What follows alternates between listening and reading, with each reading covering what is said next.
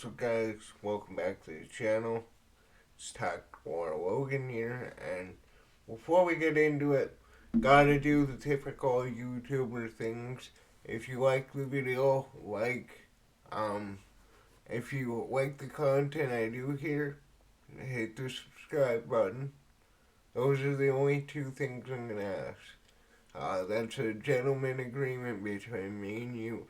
I'll produce the content, you watch or don't, but still subscribe because it helps me. Anyways, I got I got a lot to say about Jon Jones and potentially him fighting Alex Pereira.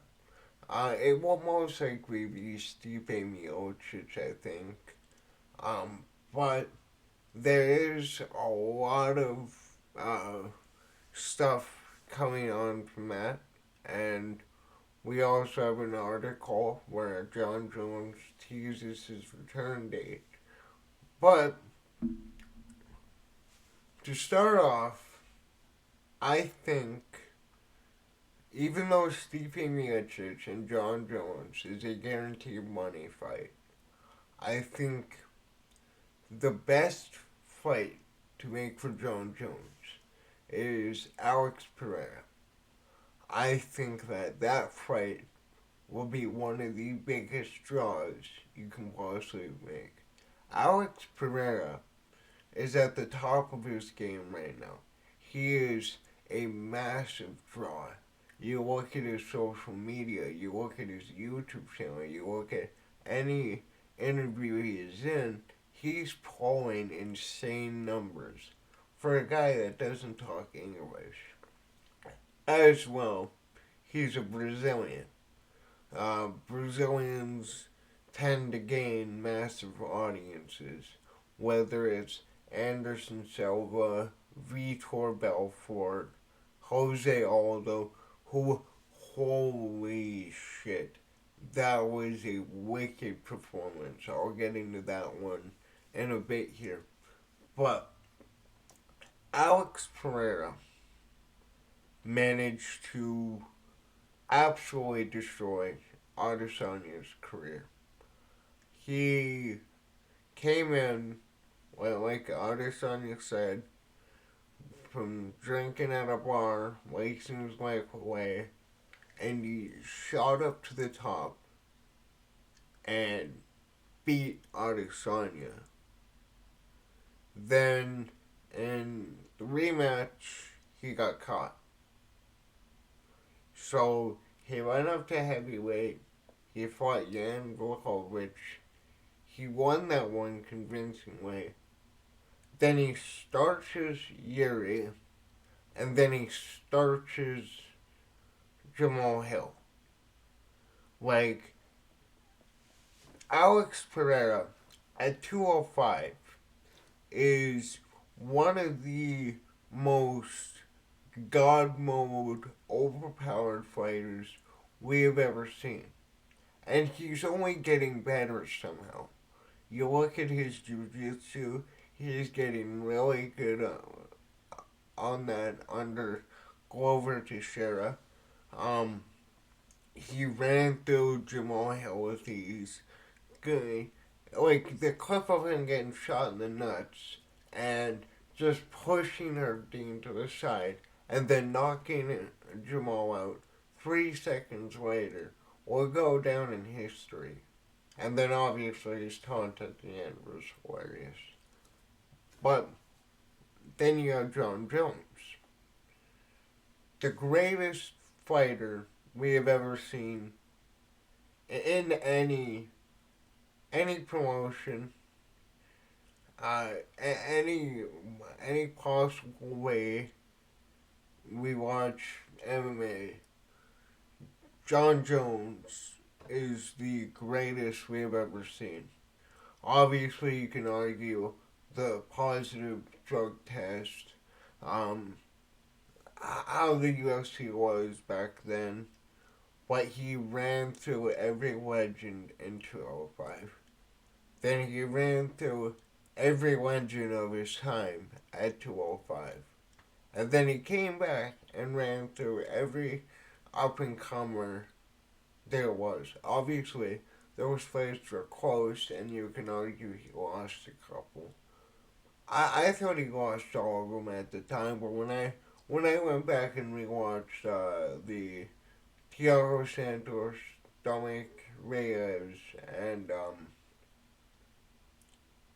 Lionheart Smith, I think the Lionheart Smith one was pretty easy to tell. He won that handedly. Uh, Props to Lionheart being an absolute legend and not taking the disqualification win. But Jon Jones is just on another level. You have your Khabibs, your GSPs, your Silvas, your Fedors, Vanderlei Silva I put up there. None of them have been able to come into the sport as young as Jon Jones was and absolutely starch everybody. Like, there is no, there's really no debate anymore. Jon Jones is the greatest fighter we have ever seen. Alex Pereira is one of the greatest kickboxers we have ever seen.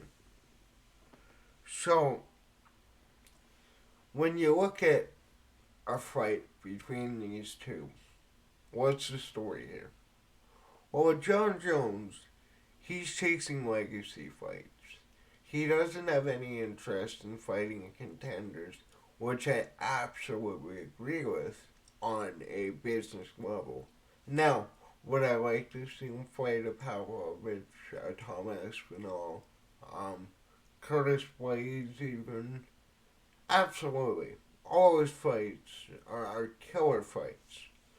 But with Jon Jones, he's in a much different spot than any other champion.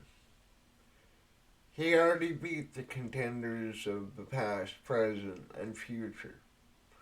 He doesn't have anything else to prove. Like, Francis Ngannou, which, by the way, um, my condolences to Francis Ngannou for what happened to him. If you didn't hear, um, his son tragically passed away at 15 months old. Um, I didn't want to make like a specific short or a video addressing it just because I don't think that's appropriate to um, profit and gain from such a tragic loss. But my heart goes out to Francis. Francis, his story is incredible. He went through hell and back and managed to become one of the biggest stars in combat sports. So, um, my heart goes out to him, like I said.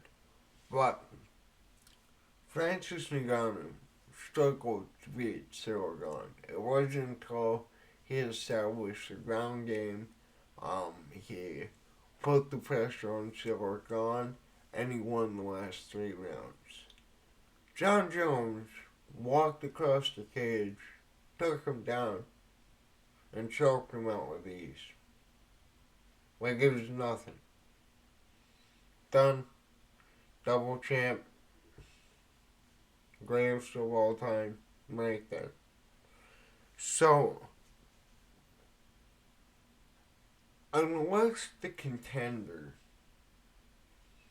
is somebody that will put his legacy to another level, and no disrespect to Thomas, to Pavlovich, to any of the guys, none of them right now would greatly improve Jon Jones' legacy. Now, maybe down in the future, a win over Tom Aspinall will look like one of the best friends he's ever had. Maybe a win over Curtis Blades or Rosenstrike or any of the top contenders. Maybe one day they will look phenomenal. But right now, it would just look like, well, it's Jon Jones. There's great fighters, and then there's Jon Jones. Um, Obviously, he does not take the sport as seriously as he should, but he's still beating everybody. If he took that Gustafsson fight seriously the first time, that fight wouldn't have been competitive. If he didn't take steroids in the second Daniel Cormier fight, that would still be on his record. And that was one of the most brutal knockouts ever. Um, but I think I'm reaching the end to what I'm trying to get out with this fight. But Alex Pereira and Jon Jones is one of the biggest legacy fights in combat sports history. The show will sell itself. Jon Jones can promote a fight. Alex Pereira can promote a fight. Put these two in the cage, you will have a fight for the ages. And honestly, I really couldn't make a prediction for you. I With Glover Teixeira helping Alex Pereira,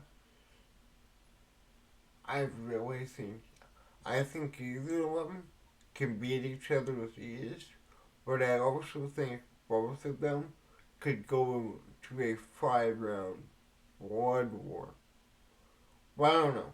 Let me know what you think in the comments on that one. Let's move over to UFC 301, which, one second here, I want to, oh, I forgot to bring up that article. Well, pretty much the article I was going to bring up says that Jon Jones reveals he'll let Dana decide when he announces that. But, I pretty much already said everything in the article, so no big deal.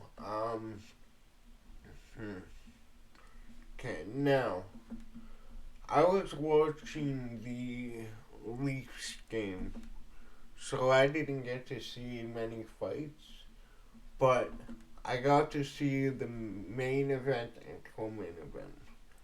Alex Pantoja is something different. This is a great fight. It was really back and forth. I could have seen either fighter winning it, but I truly thought Pantoja did enough to win convincingly.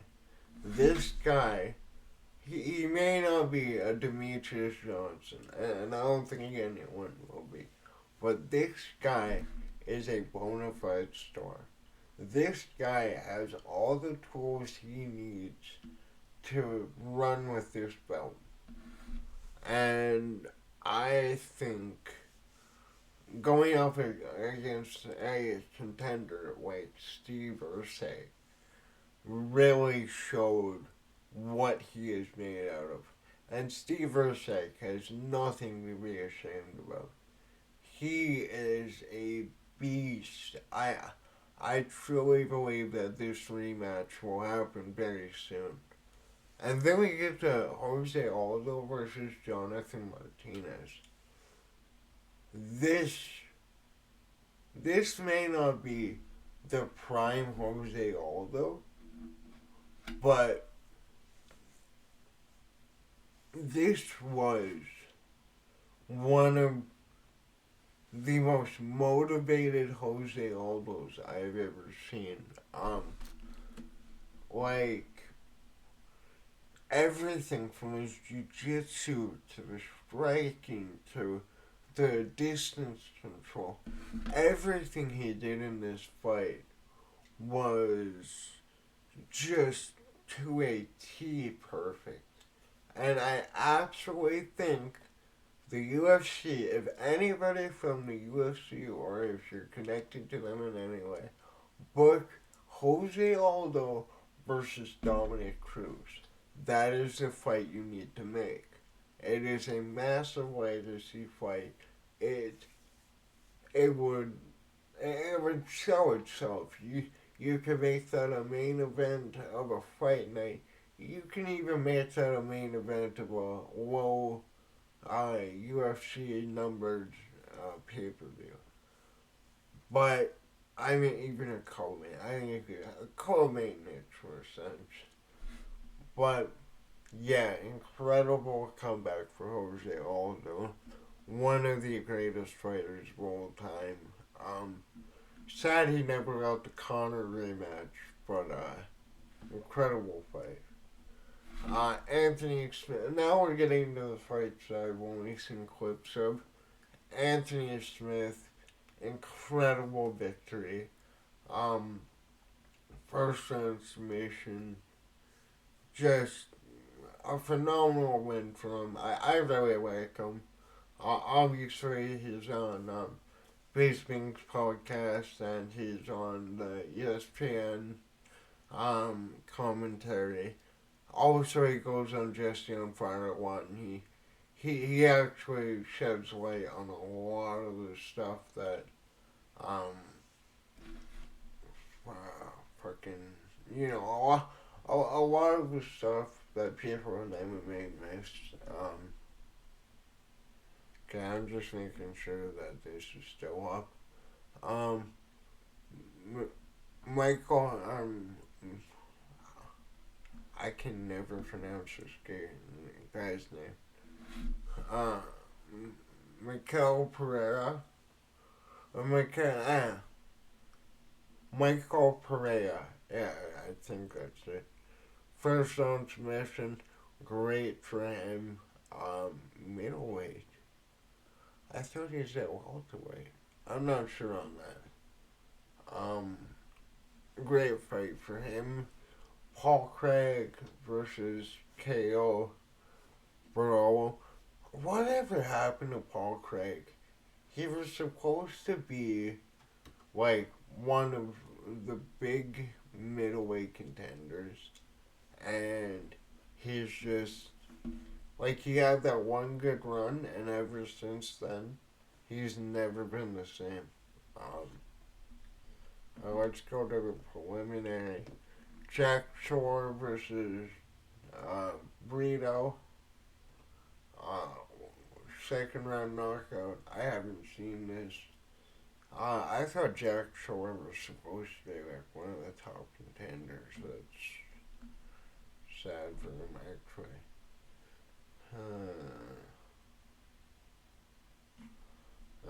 Interesting. Clean knockout, I guess.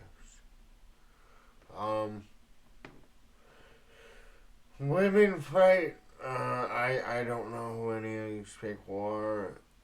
Elvis Paneer versus that guy. Oh, Russian. I'm assuming he was like Russian or something like that. That makes sense. Joaquin Silva versus Jakar Close. Um, Three round decision. I haven't watched it yet, but I'm interested to see that one. Let's check the airway prelims. Mauricio Raffi. I heard about him. Yeah. Yeah, I've been hearing good things about him lately. That's good for him. Uh, Knockout weight in the first round. You can I'm pretty sure. What's, lightweight 10-1. He could definitely climb the ranks, I think. Dion Barbosa versus Ameste. Nobody cares about women's fight. I'm sorry, women, but really, unless it's like one of the main draws in women cards, nobody cares. It's just a piss break. Um, and then we have Alessandro Costa versus Kevin Pereira. Second round knockout. Good for Costa. Um, yeah, that was my very uninformed breakdown of UFC 301. Again, I'm sorry. I was too busy watching my hopes and dreams get crushed by Boston. Um, but yeah, book Jose Aldo versus Dominic Cruz. And with that being said, I think I rambled on enough. I think I got the points that I wanted to out. Let me know in the comments, what do you think about Jon Jones versus Alex Pereira? Would you book that fight? Who do you think would win? And what do you do with the winners and losers of UFC 301? Let me know in the comments down below. And yeah, syntactical. Later.